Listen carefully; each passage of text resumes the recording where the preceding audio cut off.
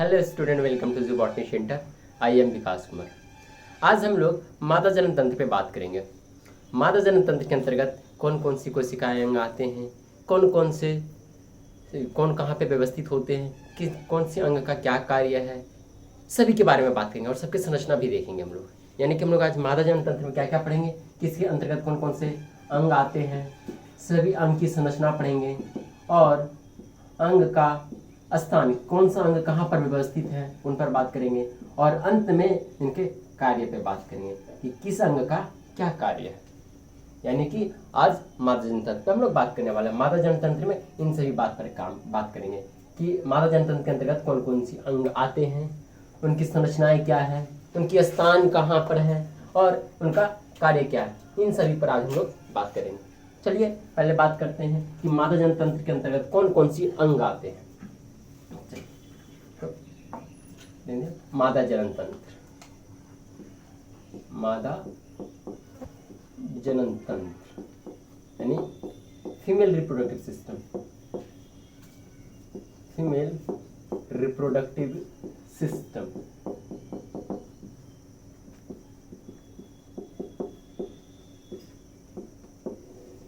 सबसे पहले बात करते हैं कि इसके अंतर्गत यानी मादा जनन तंत्र के अंतर्गत कौन कौन सी अंग आते हैं। तो इनके अंतर्गत जो सबसे पहले अंग आते हैं उसका नाम है अंडाशय। अंडाशय। दूसरा जो अंग है उनका नाम है अंडवाहिनी और तीसरा जो नाम है उनका नाम है गर्भाशय और चौथा जो नाम है उनका नाम है योनि और पांचवा जो है उनको बोलते हैं बाह्य जननांग, बाह्य जननांग और छठा जो है उनका नाम है सहायक ग्रंथि और सातवां जो है उनका नाम है स्तन ग्रंथि, स्तन ग्रंथि। मादा जनन तंत्र के अंतर्गत हम लोग इन सभी अंग पर बात करेंगे। किस पे अंडाशय, अंडवाहिनी, गर्भाशय, योनि, बाह्य जननांग, सहायक ग्रंथि और स्तन ग्रंथि। चलिए इन सब का इंग्लिश में क्या क्या नाम होंगे बात करते हैं। अंडाशय को इंग्लिश में बोलेंगे ओवरी, अंडवाहिनी को इंग्लिश में बोलेंगे ओविडक्ट, गर्भाशय को इंग्लिश में बोलेंगे यूटेरस, योनि को इंग्लिश में बोलेंगे वेजाइना, बाह्य जननांग को इंग्लिश में बोलेंगे एक्सटर्नल जेनाइटल,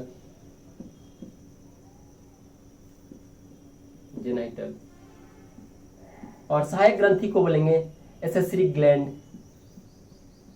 एसेसरी ग्लैंड और स्तन ग्रंथि को इंग्लिश बोलेंगे मेमरी ग्लैंड, मेमरी ग्लैंड। ये बातें हो गई कि मादा जनन तंत्र के अंतर्गत कौन कौन सी अंग आते हैं। वो सभी अंग के बारे में समझ गए, उनका नाम जान गए, उनका हिंदी और इंग्लिश दोनों से नाम समझ गए। अब देखेंगे कि ये सभी अंग कहाँ पर व्यवस्थित हैं, कहाँ पर व्यवस्थित हैं।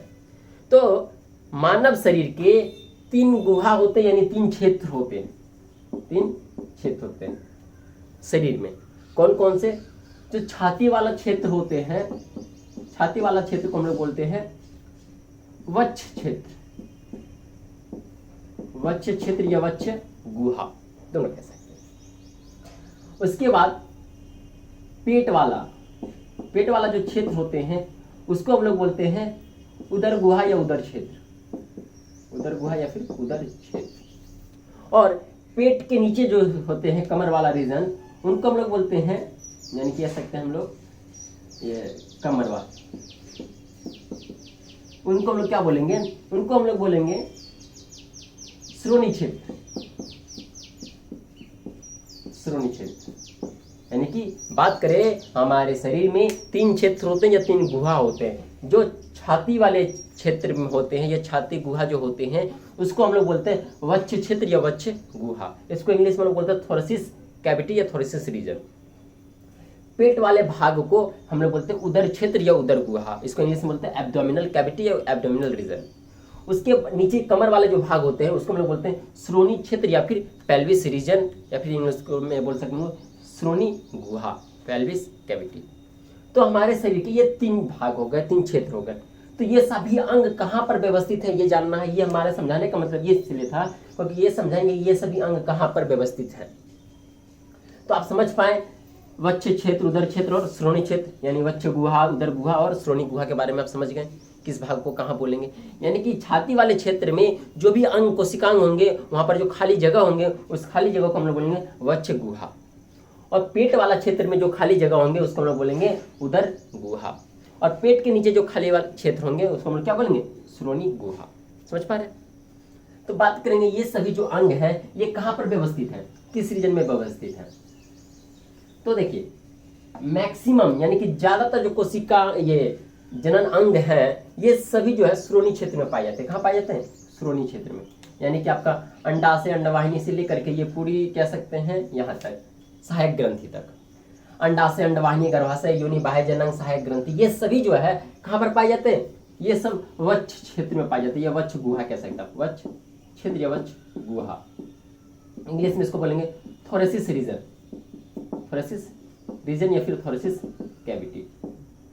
बात को समझ पाए कि मादा जनन अंग जो है वो कहां पर व्यवस्थित है। तो ज्यादातर मादा जनन अंग जो है, सॉरी उल्टा हो गया, जो ज्यादातर जो है वो श्रोणी क्षेत्र में पाए जाते हैं। कहां पाए जाते हैं? श्रोणी क्षेत्र में। श्रोणी क्षेत्र, इनको इंग्लिश में बोलेंगे पेल्विस रीजन, पेल्विस रीजन ज्यादातर। और एक अंग कौन सा? स्तन ग्रंथि, ये पाए जाते हैं आपका वक्ष क्षेत्र में, यानी थोरेसिस रीजन में, थोरेसिस रीजन। ये हो गया आपका। तो ये हम पता कर ले कि मादा जनन तंत्र के अंतर्गत कौन कौन से अंग आते हैं, उन अंगों का नाम पता कर लिए। वो अंग कहां पर व्यवस्थित हैं वो भी हम पता कर लिए, किस भाग में। यानी कि कमर वाले क्षेत्र में सबसे ज्यादा क्या है? जनन अंग है। उस क्षेत्र को हम लोग क्या बोलेंगे? श्रोणी क्षेत्र या श्रोणी गुहा। और स्तन ग्रंथि एक ऐसे मादा जनन अंग है जो कहां पाए जाते हैं? वक्ष क्षेत्र में, थोरेसिस रीजन में या थोरेसिस कैविटी में पाए जाते हैं। ये क्लियर हुई? अब हम लोग इसमें से एक एक करके बात करेंगे। अंडाशय, अंडवाहिनी, गर्भाशय, योनि, बाह्य जनन अंग, सहायक ग्रंथि और स्तन ग्रंथि, इतना सब बात करेंगे, मादा जनन अंग समाप्त हो जाएंगे। तो हम लोग इन सभी पर बात करने से पहले मादा जनन तंत्र की संरचना को देखते हैं। एग्जाम में कई बार क्वेश्चन ऐसे पूछ दिए जाते हैं कि मादा जनन तंत्र का सचित्र वर्णन करे या मादा जनन तंत्र का एक साफ सुथरा चित्र बनाए। तो चलिए हम लोग बात करते हैं, पहले मादा जनन तंत्र का संरचना देखते हैं। ये समझ में आ गया कि मादा जनन तंत्र के अंतर्गत कौन कौन से अंग आते हैं, वो कहाँ पर व्यवस्थित होते हैं। चलिए अब हम लोग मादा जनन तंत्र का संरचना देखते हैं।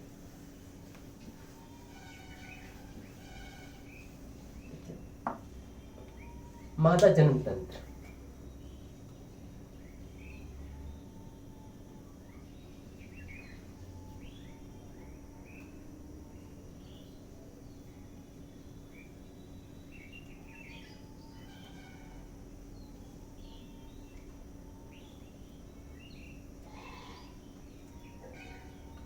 ये हो गया आपका मादा जनन तंत्र के बारे में।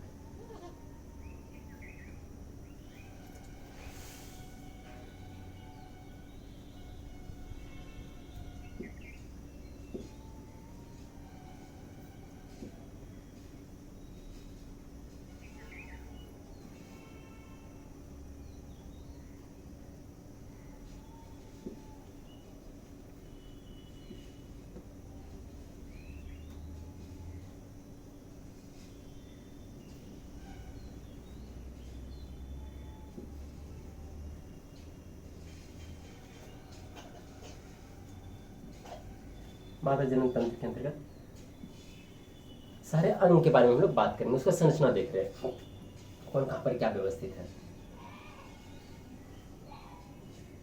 ये आपका यहाँ पर अंडाशय होगा। ये जो संरचना देख रहे हैं बादाम नुमा, इसको क्या बोलेंगे? अंडाशय।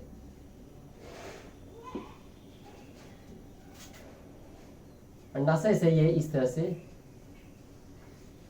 अंडवाहिनी जुड़े होते हैं।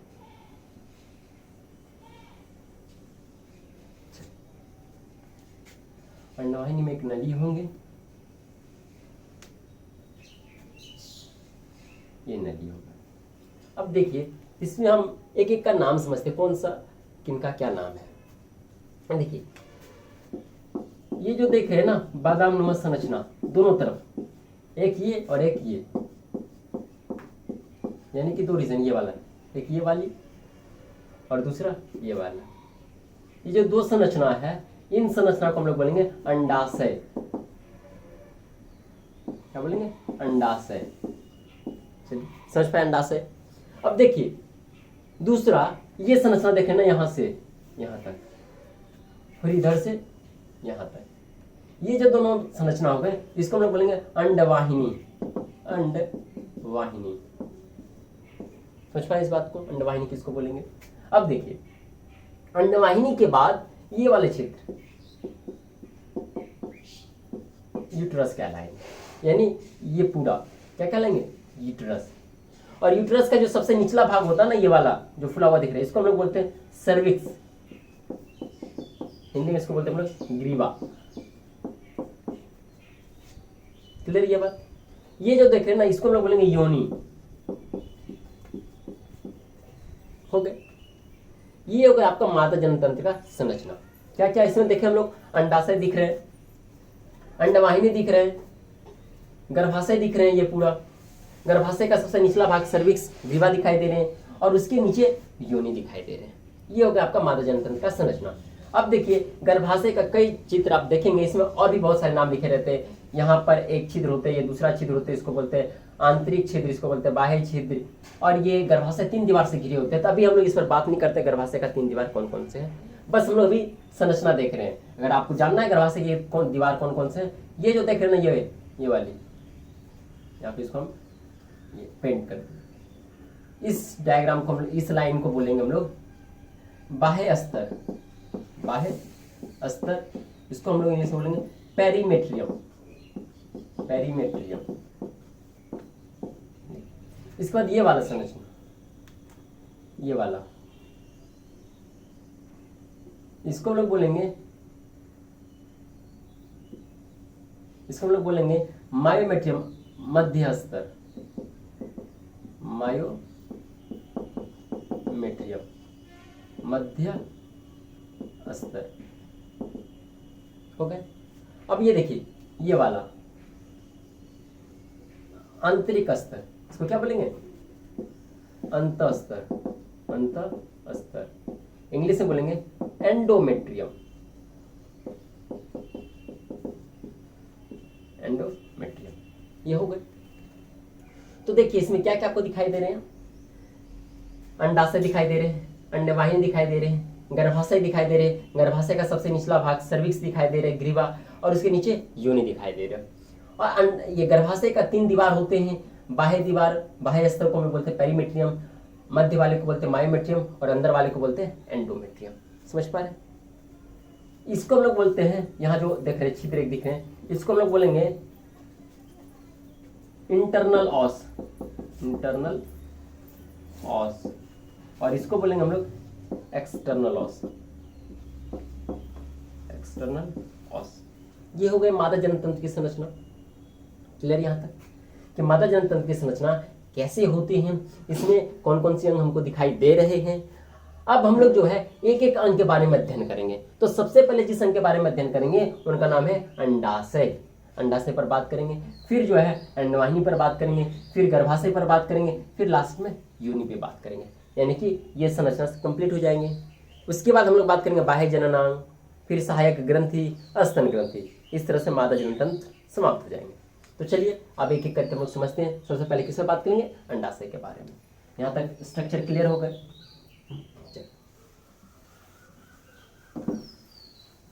अंडाशय जो है इनकी संख्या आप देखिए 2 है, एक लेफ्ट साइड है, एक राइट साइड है। किससे बात करेंगे? अंडाशय पे। अंडाशय, अंडाशय को इंग्लिश में बोलते हैं ओवरी। ओवरी। चलिए ओवरी क्या है? सबसे पहली बात है, आपको पहले बताए थे हम प्राथमिक लैंगिक और द्वितीय लैंगिक। तो नर में जो होते हैं प्राथमिक लैंगिक कौन होते हैं? वृषण। और मादा में अंडाशय। तो क्या सबसे पहला बात क्या देंगे? यह मादा का प्राथमिक लैंगिक अंग है। प्राथमिक लैंगिक अंग है, यह मादा का प्राथमिक लैंगिक अंग है। पहली बात ये क्लियर हो गई। अब देखिए इसकी संख्या कितने होते हैं, ये व्यवस्थित कहाँ पर होते हैं, इसकी जो संख्या होते हैं ना वो 2 होते हैं।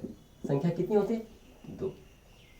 ये व्यवस्थित कहाँ पर होते हैं, ये कह सकते हैं उदर गुहा के निचले भाग और श्रोणि क्षेत्र के ऊपरी भाग। यानी कि मान लीजिए अगर ये उदर गुहा है और ये श्रेणी गुहा है तो इस जगह पर है, दोनों की कह सकते हैं कहाँ पे है, उदर गुहा के नीचे, उदर गुहा के नीचे तथा श्रोणि क्षेत्र के ऊपरी भाग, सच पर ऊपरी भाग में स्थित होते हैं, स्थित होते हैं। इस बात को समझ पाए कि मादा जनन तंत्र में सबसे पहले हम अंडाशय पर बात करें। अंडाशय मादा का प्राथमिक लैंगिक अंग है। दूसरी बात है कि इसकी संख्या कितने होते हैं, 2 होते हैं। आप देखिए एक लेफ्ट साइड एक राइट साइड। अब जो है ये व्यवस्थित कहाँ पर है, ये उदर गुहा के नीचे तथा श्रोणि क्षेत्र के ऊपरी भाग में व्यवस्थित है। इसकी आकार कैसे है, इसकी आकार जो है बादाम नुमा है, बादाम नुमा संरचना होते हैं। ये कैसा संरचना होता है, ये बादाम नुमा होते हैं। इसकी लंबाई कितना होते हैं और इसकी चौड़ाई कितना होते हैं, इस पर बात करेंगे। इसकी लंबाई अप्रोक्स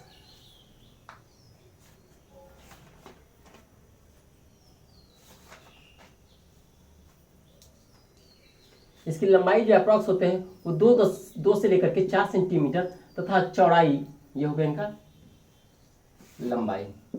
लंबाई कितना हो जाएंगे, 2 से 4 सेंटीमीटर और चौड़ाई जो होंगे वो कितना होंगे, 1.5 से लेकर के 2 सेंटीमीटर। समझ पाए। अंडाशय मादा का प्राथमिक लैंगिक अंग है। इसकी संख्या 2 होते हैं। ये उदर गुहा के नीचे तथा श्रोणि क्षेत्र के ऊपरी भाग में व्यवस्थित होते हैं। इसकी जो आकार होते हैं वो कैसे होते हैं, बादामनुमा संरचना होते हैं। और इसकी जो लंबाई होते हैं वो 2 से 4 सेंटीमीटर होते हैं और चौड़ाई 1.5 से लेकर के 2 सेंटीमीटर हो सकते हैं। ये होगा इनका बात है। इसके आकार कैसे होंगे, इसकी संरचना कैसे होंगे, ये व्यवस्थित कहाँ पर होंगे, ये मादा का प्राथमिक लैंगिक अंग है, इसकी संख्या कितना है, ये सब बात हम लोग कर लिए। अब हम लोग जो है अंडाशय की संरचना पर बात करेंगे, फिर इस पर कार्य की बात करेंगे।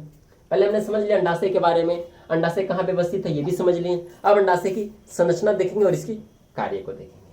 तो चलिए सबसे पहले बात करते हैं इसकी संरचना पर।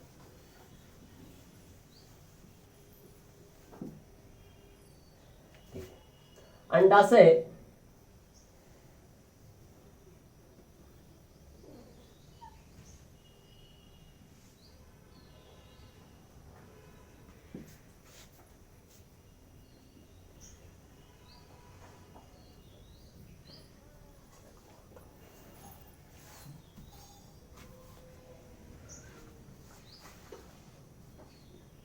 ये आपका अंडाशय का चित्र बना दिया।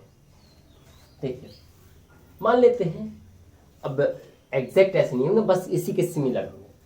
तो अंडाशय का ये जो सबसे बाहरी दीवार होंगे ना, इसको हम लोग बोलेंगे जनन उपकला, जनन उपकला।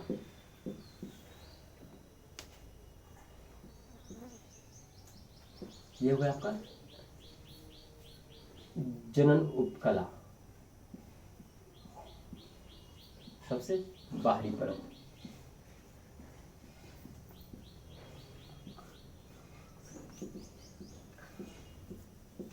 और इसके अंदर जो परत होते हैं उसको हम लोग बोलते हैं ट्यूनिका एल्बुजिनिया।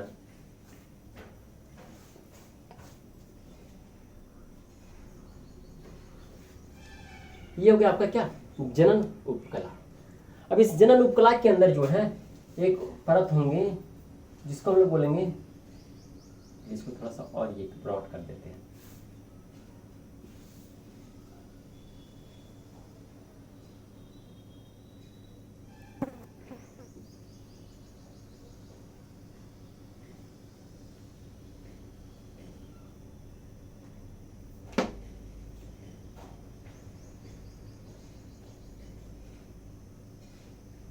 ये आपका जो सबसे बाहर वाला परत दिखाई दे रहे हैं जिसको क्या बोलेंगे, जनन उपकला।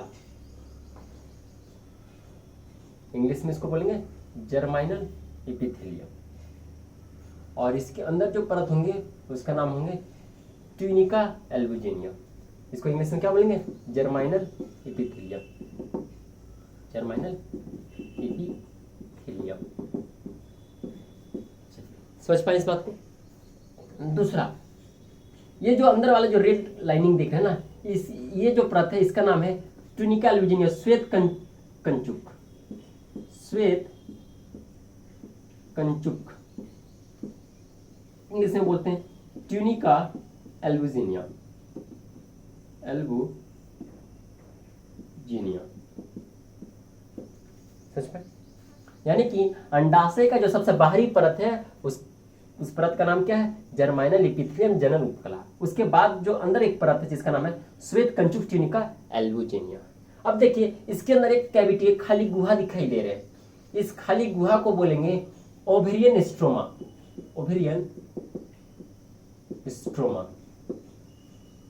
या फिर इसको बोलेंगे ओवेरियन स्ट्रोमा। अब देखिए ये ओवेरियन स्ट्रोमा का ना दो भाग हो जा रहे हैं, एक किनारे किनारे का भाग और एक बीच वाला भाग, दो भाग हो रहे हैं। इनका किनारे किनारे वाले भाग को हम लोग बोलेंगे, मान लेते हैं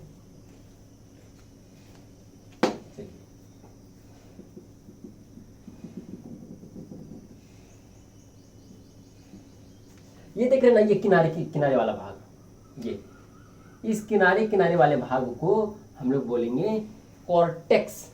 क्या बोलेंगे? कॉर्टेक्स, यानी वलकुट। हिंदी में बोलेंगे वलकुट, इंग्लिश में बोलेंगे कॉर्टेक्स। समझ पाए? किसको बोलेंगे? ये ओवेरियन स्ट्रोमा का किनारे किनारे वाला भाग जो होंगे, परिधि की और जो भाग होंगे, इस भाग को बोलेंगे वलकुट क्षेत्र या फिर कॉर्टेक्स रीजन। समझ में आया इस बात को? और ये जो बीच में देखा ना, ये बीच में, इसको हम लोग बोलेंगे मेडुला रीजन या फिर मध्यांश क्षेत्र। क्या बोलेंगे? मध्यांश क्षेत्र, इंग्लिश में बोलेंगे मेडुला रीजन, मेडुला रीजन। समझ पा रहे इस बात को? हमने आपको क्या बताया कि मादा जनन तंत्र के बारे में हमने बात कर रहे थे, और उसमें सबसे पहले हम अंडाशय पर बात की, अंडाशय पर निम्नलिखित बातें की। अब उसकी संरचना हम लोग देख रहे हैं कि अंडाशय का जो सबसे बाहरी परत होते हैं उसका नाम क्या है? जनन उपकला, जर्माइनल एपिथेलियम। इसके बाद जो परत है उसका नाम है श्वेत कंचुक, इंग्लिश में इसको बोलते हैं ट्यूनिका एल्बुजिनिया। अब इस ट्यूनिका एल्बुजिनिया के अंदर एक खाली कैविटी, एक खाली गुहा बन रहे थे, उस खाली गुहा को क्या बोला गया? Ovarian stroma. और इस ओवेरियन स्ट्रोमा का दो क्षेत्र होंगे, किनारे किनारे वाले क्षेत्र को हम लोग बोलेंगे कॉर्टेक्स रीजन यानी वलकुट क्षेत्र, और मध्य वाले क्षेत्र को हम लोग बोलेंगे, या बीच वाले क्षेत्र को क्या बोलेंगे? मध्यांश क्षेत्र, मेडुला रीजन। समझ पाए इस बात को? अब देखिए ये वलकुट क्षेत्र में क्या होंगे, मध्यांश क्षेत्र में क्या होंगे, इस पर बात करते हैं। ये जो वलकुट क्षेत्र होंगे ना, इसमें जो है आपको पुट्टिका दिखाई देंगे।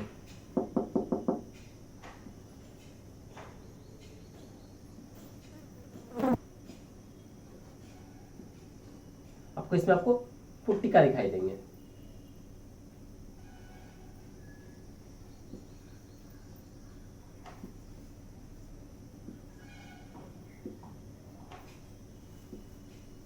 देखिए इसमें आपको पुट्टिका दिखाई देंगे, किस रीजन में? तो वलकुट क्षेत्र में। कौन कौन सी पुट्टिका होंगे इस पर भी बात करेंगे हम लोग। और ये जो मध्य वाले क्षेत्र, मध्यांश क्षेत्र, मेडुला रीजन में, इसमें आपको धमनी और सिरा दिखाई देंगे। क्या क्या दिखाई देंगे? धमनी और सिरा। ये जो रेड कलर से दिखा रहे हैं ये आपको सिरा हम दिखाने की कोशिश कर रहे हैं, और ये जो ब्लू कलर से दिखा रहे हैं वो क्या होंगे? धमनी, सॉरी सिरा। समझ पाए इस बात को? रेड कलर से धमनी दिखाया गया है और ब्लू कलर से आपको सिरा दिखाई दिया गया है। तो आप इससे समझ पा रहे हैं कि ओवेरियन स्ट्रोमा का दो क्षेत्र हैं, एक वलकुट क्षेत्र है, एक मध्यांश क्षेत्र है। वलकुट क्षेत्र में क्या क्या होते हैं? वलकुट क्षेत्र में आपका पुट्टिका होता है। ये पुट्टिका क्या होता है इस पर हम लोग बात करेंगे। और उसके अंदर वाले क्षेत्र होते हैं जिसमें धमनी और सीरा पाए जाते हैं, जिससे रक्त आते हैं और रक्त के द्वारा भोजन आते हैं। आपको पता है उत्सर्जी पदार्थ यहाँ से चले जाएंगे, ये तो सभी को पता है। अब देखिए ये जो पुट्टिका है ना, किस रीजन में? वलकुट क्षेत्र में। ये पुट्टिका का अलग अलग अवस्थाएं होते हैं। इसको हम लोग बोलेंगे primordial germ cell, primordial primordial germ cell. Primordial germ cell से ये बन गया आपका प्राथमिक पुट्टिका, प्राथमिक पुट्टिका। ये बन गया आपका द्वितीय पुट्टिका, द्वितीय पुट्टिका। उसके बाद ये दिख रहा है आपको तृतीय पुट्टिका,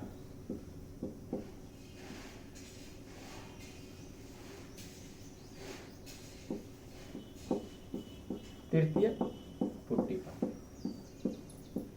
उसके बाद ये जो देख रहे हैं ना, इसको बोलेंगे परिपक्व पुट्टिका, परिपक्व पुट्टिका।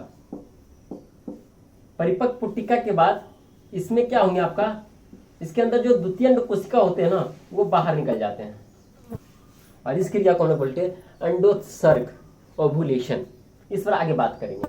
ये समझिए कि जो आपका वल्कुट क्षेत्र में है कौन कौन सी पुट्टिका है। पहले प्राइमोर्डियल जर्म सेल है, इसके बाद है प्राथमिक पुट्टिका, द्वितीय पुट्टिका, तृतीय पुट्टिका, परिपक्व पुट्टिका। इसका नाम होगा कॉर्पस लुटियम, कॉर्पस लुटियम। ये भी आपका कॉर्पस लुटियम ही कहलाएंगे, ये दोनों क्या कहलाएंगे, कॉर्पस लुटियम, समझिए। और ये इसका नाम होंगे कॉर्पस एल्बिकेंस, कॉर्पस एल्बिकेंस। समझ पा रहे इस बात को, क्या क्या इसमें दिखाया आपको। पहले आपको दिखाया ब्लू कलर से, जो भी कलर आपको दिखाए हैं वो इसका बाहरी संरचना दिखाया कि मादा जनतंत्र में जो अंडाशय है उसका जो सबसे बाहरी संरचना है, बाहरी जो झिल्ली है, उस झिल्ली किससे बने हुए, जनन उपकला। उसका नाम क्या है, जनन उपकला जर्मानियम लिपित। उसके अंदर एक और परत दिखाई दे रहे हैं जिसका नाम है श्वेत कंचुक, ट्यूनिका एल्बुजिनिया। अब ट्यूनिका एल्बुजिनिया के अंदर एक खाली जगह दिखाई दे रहे थे, उस खाली जगह को या खाली कैविटी को क्या बोला गया, ओवेरियन स्ट्रोमा। इस ओवेरियन स्ट्रोमा का दो रीजन दिखाई दे रहे हैं। एक तो आपको देख रहे हैं किनारे परिधि वाला क्षेत्र और एक बीच वाला क्षेत्र। परिधि वाला क्षेत्र को हम लोग बोलेंगे वल्कुट क्षेत्र और बीच वाले क्षेत्र को हम लोग क्या बोलेंगे, मध्यांश क्षेत्र। वल्कुट क्षेत्र में आपको पुट्टिका दिखाई देंगे, प्राइमोर्डियल जर्म सेल, प्राथमिक पुट्टिका, द्वितीय पुट्टिका, तृतीय पुट्टिका, परिपक्व पुट्टिका, कॉर्पस लुटियम, उसके बाद कॉर्पस एल्बिकेंस। ये सारी चीज हमको कहाँ दिखाई देंगे, ये सारी चीज हमको वल्कुट क्षेत्र में दिखाई देंगे। और मध्यांश क्षेत्र में हमको क्या दिखाई देंगे, धमनी और सिरा दिखाई देंगे। क्लियर इस बात को। ये हो गया आपका मादा जनतंत्र में जो अंडाशय है, उस अंडाशय की संरचना होगा। यानी कि हम लोग अंडाशय के बारे में बात की। अंडाशय क्या है, अंडाशय जो है ये प्राथमिक लैंगिक अंग है, इसकी संख्या 2 होते हैं, ये बादामनुमा संरचनाएं होती है, इसकी लंबाई 2 से 3 सेंटीमीटर और चौड़ाई 1.5 से लेकर के 2 सेंटीमीटर होते हैं। और इसकी जो स्थान होते हैं वो कहाँ से कहाँ तक होते हैं, इसकी जो स्थान होते हैं वो उदर गुहा के नीचे और श्रोणि क्षेत्र के ऊपर वाले भाग में पाए जाते हैं। इसकी जो स्थान है, इसकी संख्या, ये बातें हो गई। अब इसकी संरचना की बात कर लिए कि इसकी संरचना कैसे है। इसकी जो सबसे बाहरी परत है जिसका नाम है जनन उपकला, उसके अंदर जो परत है उसका नाम है श्वेत कंचुक, और श्वेत कंचुक के अंदर एक खाली गुहा है जिसका नाम है ओवेरियन स्ट्रोमा। इस ओवेरियन स्ट्रोमा का 2 क्षेत्र होते हैं, एक परिधि वाला और एक मध्य बीच वाला। परिधि वाला क्षेत्र को हम लोग बोलेंगे वल्कुट क्षेत्र और बीच वाले क्षेत्र को बोलेंगे हम लोग मध्यांश क्षेत्र। परिधि वाला क्षेत्र में हमको पुट्टिका दिखाई देंगे, प्राथमिक, द्वितीय, तृतीय, परिपक्व, कॉर्पस लुटियम, कॉर्पस एल्बिकेंस, ये सारी चीजें हमको कहाँ दिखाई देंगे, परिधि वाला क्षेत्र में दिखाई देंगे, यानी कॉर्टेक्स रीजन में। और मेडुला वाले रीजन में क्या दिखाई देंगे, मध्यांश वाले क्षेत्र में आपको धमनी और सिरा दिखाई देंगे। समझ पाए, यहाँ पर अंडाशय का ये चित्र हो गए। अब देखिए अंडाशय के कार्य पर बात करेंगे, अंडाशय का क्या क्या कार्य है। उसके बाद हम लोग देखेंगे कि ये प्राथमिक पुट्टिका, द्वितीय पुट्टिका, तृतीय पुट्टिका, परिपक्व पुट्टिका होते कैसे हैं, ये आखिर इसका क्या कार्य है, उस पर भी हम लोग बात करेंगे। इसके बाद आगे बढ़ते हैं, अंडाशय के अब कार्य देखेंगे, ये कौन कौन से कार्य करते हैं। तो अंडाशय जो है इनका काम होता है प्रोजेस्टेरोन तथा एस्ट्रोजन का स्राव करना। किसका किसका, प्रोजेस्टेरोन तथा एस्ट्रोजन, ये हार्मोन होते हैं, इनका ये स्राव करते हैं, का स्राव पहला काम। और दूसरा काम क्या हो गया, अंडाणु तथा पुट्टिका का निर्माण। आप इसके अंदर देख लेते पुट्टिका, तो ये सभी चीज का निर्माण होते हैं कहां पर, अंडाशय में। अंडाशय का कार्य क्या क्या कहोगे, प्रोजेस्टेरोन तथा एस्ट्रोजन हार्मोन को स्राव करना। और मादा का प्राथमिक लिंगिक अंग का नाम क्या है, प्राथमिक लिंगिक हार्मोन का नाम क्या है, एस्ट्रोजन। ये हो गया। और इनका और भी काम है अंडाणु तथा पुट्टिका का निर्माण करना। ये बातें हो गई आपका किसका, अंडाशय की। अंडाशय की संरचना देख लें, उसके स्थान देख लिए, उसकी संरचना देखें, उसके कार्य को देखें, वो क्या है उसी पर भी हम लोगों ने बात कर ली। अब हम लोग देखेंगे कि ये जो अंडाशय के अंदर जो हमने पुट्टिका देख रहे थे, प्राथमिक द्वितीय तृतीय के परिपक्व कॉर्पस लुटियम कॉर्पस एल्बिकेंस, उसकी डेवलपमेंट कैसे हुई उस पर हम लोग बात करेंगे। समझ पा रहे हैं यहाँ तक? चलिए आगे बढ़ते हैं किस पर, फॉलिकुलोजेनेसिस यानी पुट्टिकीय विकास। ये पुट्टिका कैसे कैसे विकास कर रहे हैं, आगे बढ़ते हैं। फॉलिकुलोजेनेसिस,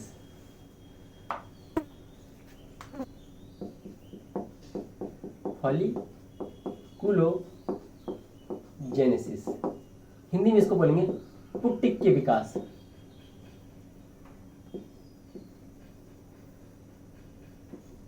पुट्टिकीय विकास यानी कि जो पुट्टिका थे वो कैसे कैसे विकास कर रहे थे, जो पुट्टिका है वो कैसे कैसे विकास कर रहे थे उस पर हम लोग बात करेंगे। तो देखिए क्या है कि मादा में जो है अंडाणु का जो निर्माण प्रारंभ जो हो जाते हैं वो कब होते हैं, वो जब माँ के गर्भ में होते हैं, यानी भ्रूण अवस्था में। किस अवस्था में, भ्रूण अवस्था में ही मादा में युग्मक का निर्माण प्रारंभ हो जाते हैं।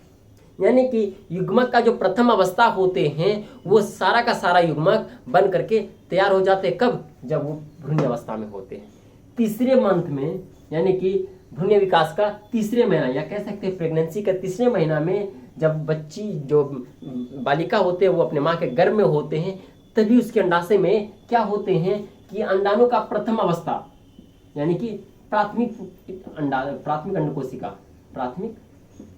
अंडकोशिका का निर्माण कर लेते, वो इसकी निर्माण कर लेते हैं। कब, जन्म से पहले। जन्म के बाद ये प्राथमिक अंडकोशिका विकसित करके द्वितीय अंडकोशिका में परिवर्तित होते हैं और वो एक एक करके निकलते हैं। तो इस बात को समझ में आ रहे हैं कि मादा में जो है युग्मक का निर्माण कब प्रारंभ हो जाते हैं, वो भ्रूण अवस्था में ही हो जाते हैं।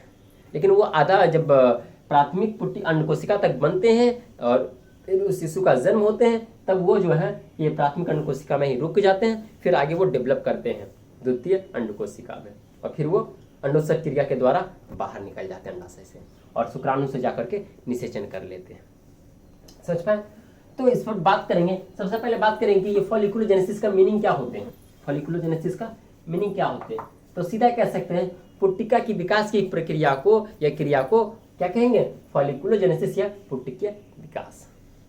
तो ये विकास जो होते हैं ये कैसे होते हैं इस पर हम लोग बात करेंगे। अभी आपको हम बता रहे थे कि मादा में जो है इसमें युग्मक का निर्माण भ्रूण अवस्था में ही हो जाते हैं।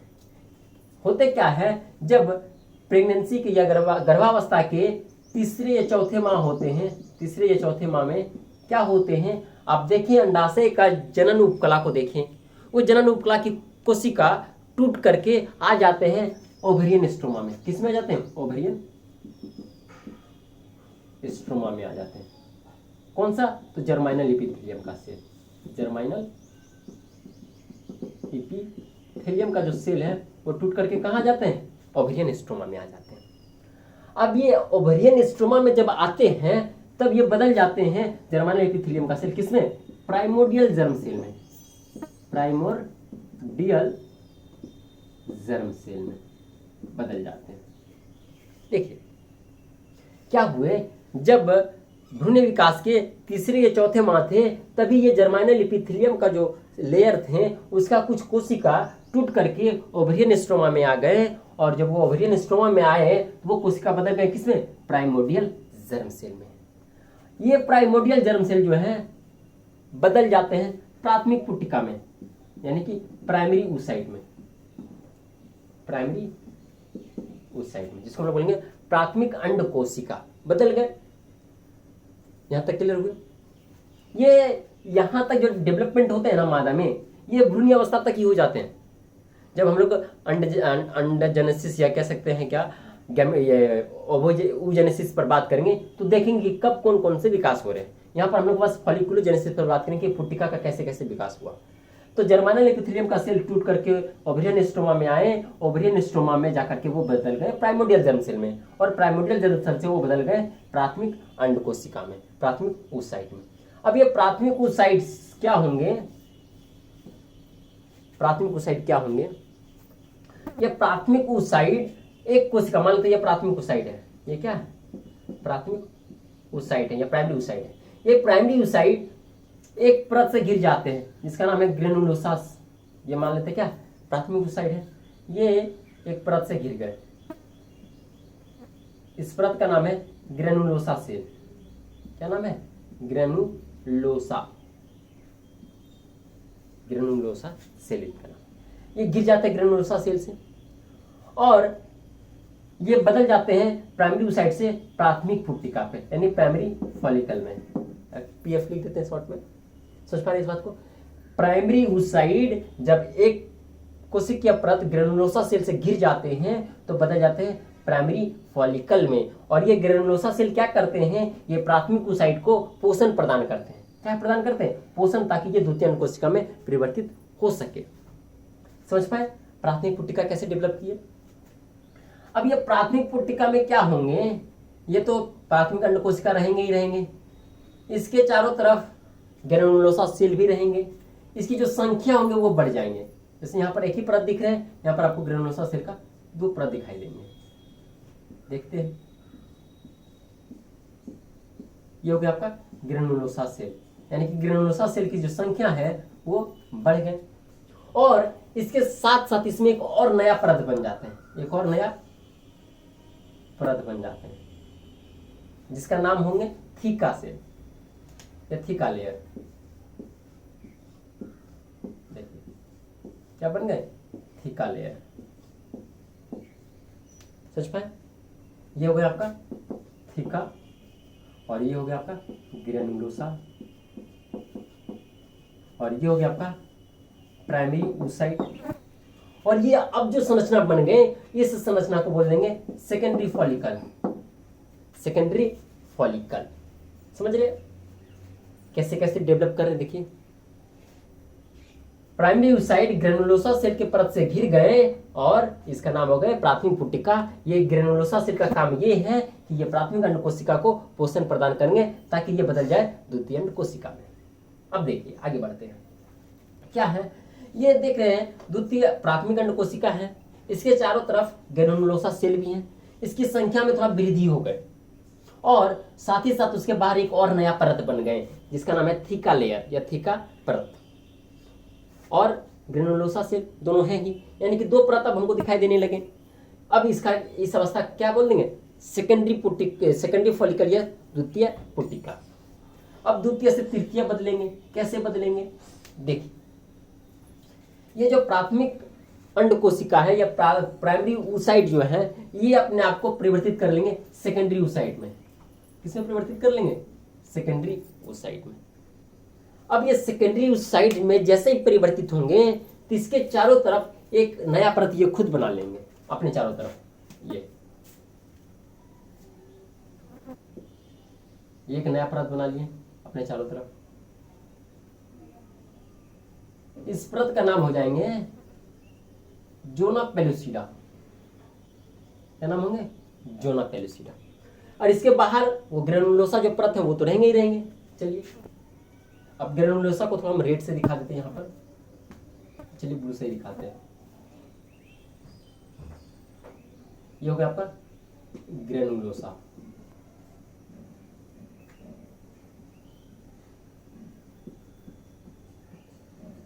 हो गए, यहाँ पर थोड़ा सा रेड कर देते हैं ताकि ज्यादा इजी समझ में आएंगे।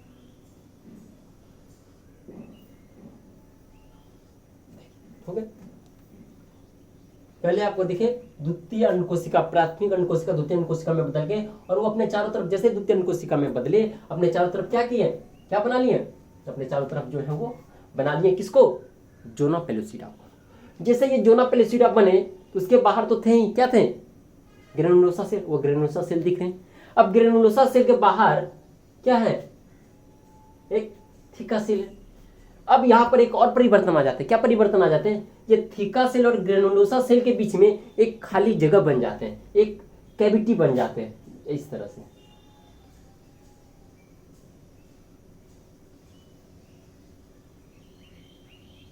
बन गई, समझ रहे? ये एक तरह से क्या बन गए, यहाँ पे खाली कैविटी बन गए, और इसके बाहर तो होंगे ही होंगे क्या, थीका सेल। ये मान लीजिए क्या है,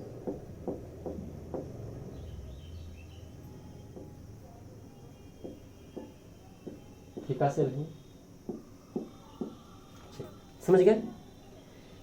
अब देखिए ये क्या हो गए, ये हो गया आपका द्वितीय अंड कोशिका ने सेकेंडरी oocyte, क्या होगा, सेकेंडरी oocyte। और इस सेकेंडरी oocyte के बाहर एक परत नया बने क्या, zona pellucida, zona pellucida. Zona pellucida के बाहर ग्रेनुलोसा, वो तो है ही पहले से, ग्रेनुलोसा। ग्रेनुलोसा के बाहर और एक ये परत क्या है, थीका। ग्रेनुलोसा और थीका के बीच में एक खाली जगह है, इस खाली जगह का नाम होंगे एंट्रम। क्या होंगे, एंट्रम। समझ पाए इस बात को?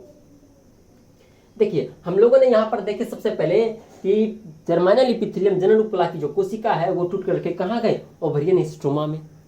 और ओवरियन स्ट्रोमा में जब ये आते हैं तो ये अपने आप को बदल लेते हैं प्राइमोर्डियल जर्म सेल में, और प्राइमोर्डियल जर्म सेल से वो परिवर्तित हो जाते हैं प्राथमिक अंडकोशिका में। अब ये प्राथमिक अंडकोशिका ग्रेनुलोसा सेल की एक परत से घिर जाते हैं और इसका नाम हो जाते हैं प्राइमरी फॉलिकल, प्राथमिक पुट्टिका। अब ये प्राथमिक पुट्टिका आगे चलकर द्वितीय पुट्टिका में बदलेंगे, तो कैसे बदलेंगे, प्राथमिक पुट्टिका के चारों तरफ ग्रेनुलोसा सेल थे, यहाँ पे ग्रेनुलोसा सेल की संख्या बड़े में वृद्धि हो गई, और साथ ही साथ इस पर एक नया परत बन गए जिसका नाम है थीका परत, ये थीका सेल। और ये बदल गए द्वितीय फॉलिकल में सेकेंडरी फॉलिकल में। समझ गए, प्राइमरी सेकेंडरी। अभी तक यहाँ तक प्राथमिक अंडकोशिका ही है, प्राइमरी oocyte ही है। अब जैसे ही द्वितीय तृतीय में परिवर्तित होंगे तो ये प्राथमिक अंडकोशिका जो है अपने आप को बदल लेंगे सेकेंडरी oocyte में, या सेकेंडरी अंडकोशिका में बदलेंगे, ऐसो सेकेंडरी oocyte। जैसे ये सेकेंडरी oocyte में बदले तो इसकी अपने चारों तरफ इन्होंने एक नया परत बना लिए जिसका नाम है जोना पेलुसिडा। देखिए ये ब्लू कलर से जो लेयर दिख रहे हैं, और उसके बाहर तो थे ही थे कौन, ग्रेनुलोसा सेल। और ग्रेनुलोसा सेल और थीका सेल के बीच में एक खाली जगह बन गए, खाली कैविटी बन गए जिसका नाम है एंट्रम। और इस अवस्था को हम लोग बोल देंगे टर्सरी फॉलिकल, TF। समझ पाए कैसे कैसे डेवलप कर रहे हैं, देखिए टर्सरी बन गए। अब टर्सरी के बाद हम लोग ग्राफियन पर बात करेंगे, तो यहां तक समझ पाए टर्सरी कैसे कैसे डेवलप किया, क्या क्या इसमें को देखने के लिए ऑब्जेक्टिव क्वेश्चन यहां से बनते हैं कि एंट्रम किस पुट्टी अवस्था में दिखाई देते हैं। ये कहां देखना स्टार्ट हो जाते हैं, तृतीय पुट्टिका में। या फिर जोना पेलुसिडा किस पुट्टी की अवस्था में पहली बार दिखते हैं, तो तृतीय पुट्टिका में दिखाई देते हैं। यहाँ से ऑब्जेक्टिव क्वेश्चन आपका बनते हैं, सोच पाए। चलिए अब हम लोग बात करेंगे परिपक्व पुट्टिका यानी ग्राफियन फॉलिकल पर। तो आप लोग ये समझ पाए कि कैसे कैसे ये जर्माइनल एपिथेलियम से बदल गए तृतीय पुट्टिका। अब तृतीय से क्या बदलेंगे, परिपक्व पुट्टिका। तो परिपक्व पुट्टिका जब बदलते हैं तो क्या क्या होता, देखिए वो तो द्वितीय अंडकोशिका है, वो तो रहेंगे, और द्वितीय अंडकोशिका के बाहर चारों तरफ एक परत बन जाती है जिसका नाम क्या है, जोना पेलुसिडा। ये होगा आपका जोना पेलुसिडा का लेयर।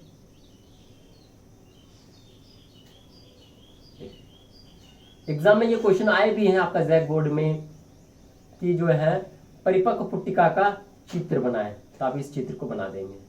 देख ये हो गया आपका द्वितीय अंडकोशिका। द्वितीय अंडकोशिका के चारों तरफ क्या है, जोना पेलुसिडा। जोना पेलुसिडा के चारों तरफ ग्रेनुलोसा सेल, ठीक है, ग्रेनुलोसा सेल की लेयर, और ग्रेनुलोसा सेल के चारों तरफ एक कैविटी बन जाते हैं। क्या बन जाते हैं, एक कैविटी जिसका नाम है एंट्रम।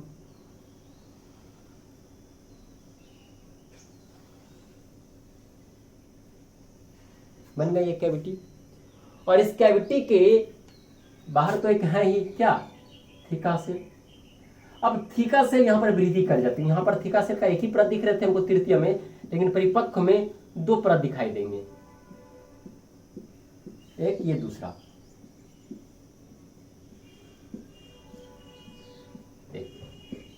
ये दूसरा परत हो गया किनका, तो थीका सेल का।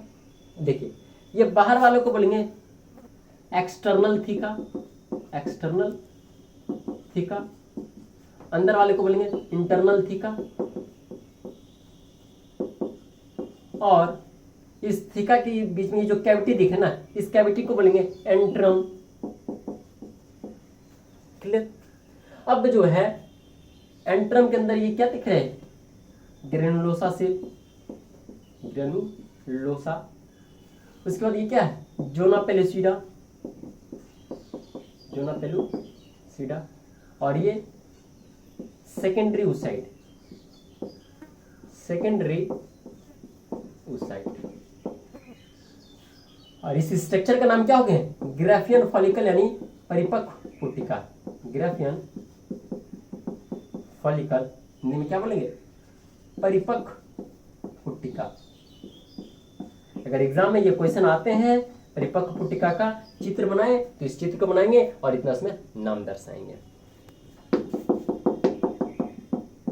और ये दिखाएंगे ग्राफियन फॉलिकल, इसी का नाम है परिपक्व पुटिका के, मैच्योर फॉलिकल भी इसको हम लोग बोलते हैं। ये समझ गए कि प्राथमिक से द्वितीय तृतीय परिपक्व में कैसे बदले।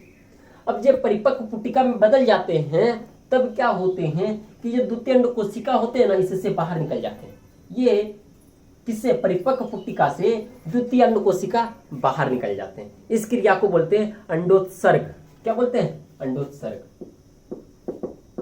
अंडोत्सर्ग, जिसको हम लोग इंग्लिश में बोलते हैं ओवुलेशन। और ओवुलेशन की जो क्रिया होते हैं वो मासिक चक्र के 14वें या 15वें दिन होते हैं। ये कई बार ऑब्जेक्टिव क्वेश्चन पूछे गए, कब होते हैं, 14वें या 15वें दिन, किसके, मासिक चक्र के। क्या अंडोत्सर्ग की क्रिया में क्या होते हैं कि परिपक्व पुटिका से द्वितीय अंड कोशिका बाहर निकलते हैं। इस प्रक्रिया को अंडोत्सर्ग कहते हैं और ये प्रक्रिया कब होते हैं, मासिक चक्र के 14वें या 15वें दिन में होते हैं। क्लियर इस बात को। अब आगे बात करते हैं कि जब ये निकल जाते हैं, ये द्वितीय अंड कोशिका इससे बाहर निकल गया, मान लीजिए द्वितीय अंड कोशिका, और क्या निकल जाएंगे, साथ ही साथ आपका निकल जाएंगे जोना पेलुसिडा भी, जोना पेलुसिडा भी निकल गए, सोच पाए। और कुछ जो है ग्रेनुलोसा सेल का भी परत निकल जाते हैं साथ ही साथ, कुछ जो होते हैं कुछ ग्रेनुलोसा सेल भी होते हैं। ये तो निकल गए अंडोत्सर्ग के क्रिया के दौरान। अब इसमें क्या क्या बच गए, बच गए थोड़ा सा ग्रेनुलोसा बच गए, एंट्रम बच गए और थीका बच गए। इस अवस्था को हम लोग बोलेंगे कॉर्पस लुटियम। क्या बोलेंगे, कॉर्पस लुटियम, कॉर्पस लुटियम। समझ पा रहे हैं इस बात को कि परिपक्व पुटिका से द्वितीय अंड कोशिका बाहर निकल गए, इस घटना को बोलेंगे अंडोत्सर्ग। और ये घटना कब होते हैं, मासिक चक्र के 14वें या 15वें दिन होते हैं। और जब परिपक्व पुटिका से द्वितीय अंड कोशिका बाहर निकल जाते हैं तो परिपक्व पुटिका का अवशेष भाग को क्या बोलेंगे, कॉर्पस लुटियम। समझ पा रहे हैं। अब ये कॉर्पस लुटियम धीरे धीरे नष्ट हो जाते हैं और कॉर्पस लुटियम जब नष्ट हो जाते हैं तो उसका जो लास्ट वाला जो भाग होते हैं जिसको हम लोग बोलते हैं corpus albicans, corpus albicans. Corpus albicans का मतलब क्या हो गए कि कॉर्पस लुटियम नष्ट होने की कगार पर है। समझ पा रहे हैं, या नष्ट हो चुके हैं, यही हो बात। समझ पाए। पुटिक के विकास में आपको जो अंडाशय में हम जो संरचना बता रहे थे, प्राइमोर्डियल जर्म सेल, प्राथमिक पुटिका, द्वितीय पुटिका, तृतीय पुटिका, परिपक्व पुटिका, कॉर्पस लुटियम, कार्पस एल्बिकेंस, सब समझ में आ रहे हैं कि प्राथमिक पुटिका कैसे बदले, सेकेंडरी कैसे बदले, टर्सरी या तृतीय पुटिका में कैसे बदले, परिपक्व पुटिका में कैसे बदले, परिपक्व पुटिका से कॉर्पस लुटियम में कैसे परिवर्तन हुए, कॉर्पस लुटियम से कॉर्पस एल्बिकेंस कैसे बने। समझ पा रहे हैं इस बात को। देखिए यहाँ पर आपको एक हमने इंपॉर्टेंट बात ही बताई अंडोत्सर्ग के बारे में। अंडोत्सर्ग की क्रिया में क्या होते हैं, अंडोत्सर्ग की अगर परिभाषा पूछा जाए तो आप आसानी से लिख सकते हैं कि परिपक्व पुटिका से द्वितीय अंड कोशिका बाहर निकलने की क्रिया को अंडोत्सर्ग कहते हैं। और अंडोत्सर्ग की क्रिया मासिक चक्र के 14वें या 15वें दिन होते हैं। क्लियर। ये ऑब्जेक्टिव क्वेश्चन कई बार पूछे गए हैं। समझ पा रहे हैं। क्लियर। चलिए अब आगे हम लोग और बात करेंगे कि ये पुटिका का क्या कार्य रह गए। ये पुटिका तो चलिए ठीक है, यानी कि इससे द्वितीय अंड कोशिका निकले, वास्तव में मादा में युग्मक या कह सकते हैं अंडाणु का तुरंत निर्माण नहीं हो जाते हैं। क्या निकलते बाहर, द्वितीय अंड कोशिका बाहर निकलते हैं। अंडाणु कब कहेंगे, जब ये द्वितीय अंड कोशिका शुक्राणु से मिल करके निषेचन की क्रिया कर लेंगे तब उसको हम लोग बोलेंगे अंडाणु, निषेचित अंडाणु बोलेंगे। तब उसको हम लोग क्या बोलेंगे? निषेचित अंडाणु। उससे पहले की जो अवस्था होंगे मादा युग्मक को उसको क्या बोलेंगे? द्वितीय अंड कोशिका, सेकेंडरी oocyte। समझ पा रहे? यानी कि अंडोत्सर्ग के क्रिया के दौरान क्या निकलते हैं? द्वितीय अंड कोशिका निकलते हैं। वो द्वितीय अंड कोशिका शुक्राणु से जैसे मिलते हैं और परिवर्तित हो जाते हैं अंडाणु में, या कह सकते हैं निषेचित अंडाणु। उसको समझ पा रहे हैं इस बात को? अंडाणु और द्वितीय अंड कोशिका में क्या फर्क है ये आप समझ गए कि निषेचन की पहली की जो अवस्था है मादा युग्मक को उसको क्या बोलेंगे?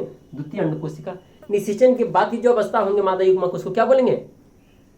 अंडाणु, ओवम। समझ पा रहे? चलिए अब इनके कार्य की बात कर लेते हैं। क्या क्या कार्य होते हैं पुट्टिका का? पुट्टिका जो होते हैं वो क्या करते हैं? प्राथमिक, द्वितीय, तृतीय परिपक्व पुट्टिका का जो अवस्था होते हैं उस पुट्टिका में वो एक हार्मोन को बनाते हैं जिसका नाम है एस्ट्रोजन। एस्ट्रोजन हार्मोन को स्राव करते हैं। कब? पुट्टिका जो है किसका स्राव करते हैं? एस्ट्रोजन हार्मोन को स्राव करते हैं। क्लियर? अब क्या है, जब वो पुट्टिका बदल जाते हैं कॉर्पस लुटियम में, ये तो फॉलिकल का काम है, फॉलिकल का, और कॉर्पस लुटियम में जैसे फॉलिकल बदल जाते हैं तो इनका काम भी बदल जाते हैं। ये क्या करते हैं? ये प्रोजेस्टेरोन को स्राव करते हैं, प्रोजेस्टेरोन को। अब आप समझ पा रहे हैं? प्रोजेस्टेरोन को स्राव करते हैं और थोड़ा बहुत मात्रा में एस्ट्रोजन को भी, बहुत कम मात्रा में। और एक मोस्ट इंपॉर्टेंट बात, ये थोड़ा बहुत एंड्रोजन को सिक्रीट करते हैं। किसको? एंड्रोजन को, जो एक तरह का टेस्टोस्टेरोन हार्मोन बनाते हैं। सोच पा रहे इस बात को? यानी मादा में भी टेस्टोस्टेरोन हार्मोन पाते बहुत कम मात्रा में पाए जाते हैं, और वो कॉर्पस लुटियम। समझ पा रहे? फॉलिकल नहीं, कौन? Corpus luteum. तो फॉलिकल का काम समझ रहे हैं, ये एस्ट्रोजन को स्राव करेंगे, और कॉर्पस लुटियम का काम क्या होंगे? प्रोजेस्टेरोन को स्राव करना, एस्ट्रोजन को स्राव करना और एंड्रोजन को भी स्राव करना। कम कम मात्रा में, सबसे ज्यादा मात्रा में क्या? प्रोजेस्टेरोन। और प्रेगनेंसी या गर्भावस्था के लिए जो है ये हार्मोन बहुत ही आवश्यक है। ये हार्मोन बहुत ही आवश्यक है। जब मादा प्रेग्नेंट हो जाते हैं तब क्या होते हैं? ये कॉर्पस लुटियम बने रहते हैं। क्या रहते हैं? बने रहते हैं, नष्ट नहीं होते हैं। नष्ट होते हैं कब? प्रेगनेंसी के 1-2 मंथ के बाद, जब अपरा का निर्माण हो जाते हैं, प्लेसेंटा का निर्माण हो जाते हैं, तब जाकर के ये कॉर्पस लुटियम नष्ट हो जाते हैं। तब अपरा जो है प्रोजेस्टेरोन हार्मोन को स्राव करते हैं। यहाँ तक समझ पाए आप मादा जनन तंत्र में? यहाँ तक क्लियर हो गए?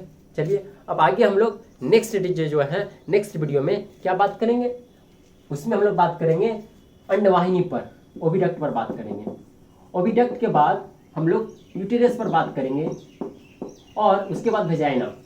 यानी कि नेक्स्ट वीडियो जो आपका आने वाले हैं उस वीडियो में आपको ओविडक्ट, यूटेरस और वेजाइना पर हम लोग बात करेंगे, यानी अंडवाहिनी, गर्भाशय और योनि पर बात करेंगे।